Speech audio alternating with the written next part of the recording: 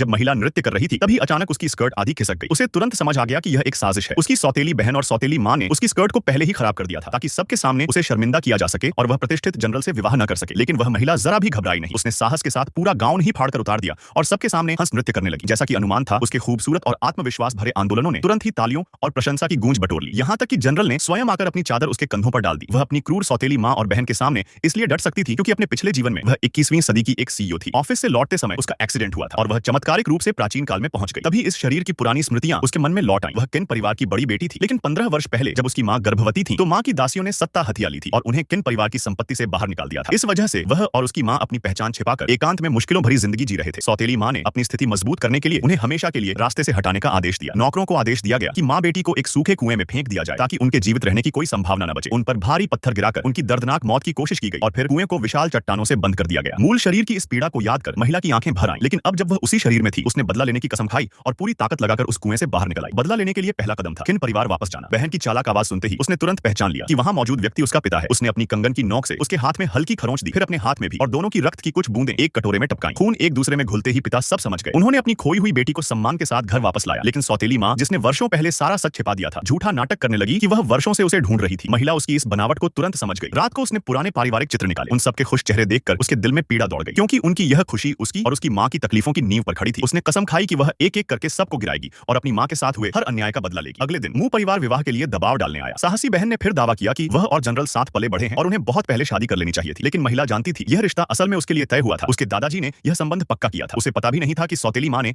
एक घिनौनी चाल चली है। योजना यह थी कि उसकी मर्यादा खराब कर दी जाए ताकि जनरल उसे स्वीकार न करे। इसके लिए एक रसोइये को उसके कमरे की खिड़की तक भेजा गया, जिसने अंदर नशीली खुशबू फूंकी। जब दवा का असर हुआ और वह खुद पर नियंत्रण खोने लगी तो वही रसोइया कमरे में घुस आया ताकि उसका शोषण कर सके। लेकिन तभी एक अजनबी अंदर कूदा और रसोइये को बेहोश करके गिरा दिया। वह खुद काले कपड़ों में पीछा करने वालों से भाग रहा था। उसने महिला की मदद के बदले उसे बिस्तर में छिपा दिया ताकि पीछा करने वाले उसे खोज न सकें। कुर्सीकर्ताओं के चले जाने के बाद कमरे में फैली नशीली खुशबू उस अजनबी ने भी सांस में ले ली और बेहोश होकर गिर पड़ा। महिला उसकी भारी सांसों पर चिढ़ते हुए कुछ कह ही रही थी कि खुद भी नियंत्रण खोकर उसी पर गिर पड़ी, निढाल और बेहोश। इस बीच सौतेली मां को लगा कि नौकर ने अपना काम पूरा कर लिया है। वह मालिक को लेकर कमरे में आई ताकि दोनों को रंगे हाथों पकड़ सके।